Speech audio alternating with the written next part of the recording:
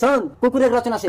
কুকুর একটি প্রভুভক্ত প্রাণী। এদের 4টি পা, 2টি কান, 2টি চোখ ও একটি লেজ বিশিষ্ট প্রাণী। এরা চোরকে দেখলে ঘেউ ঘেউ ঘেউ করে আর মালিককে দেখলে ম্যাউ ম্যাউ ম্যাউ করে।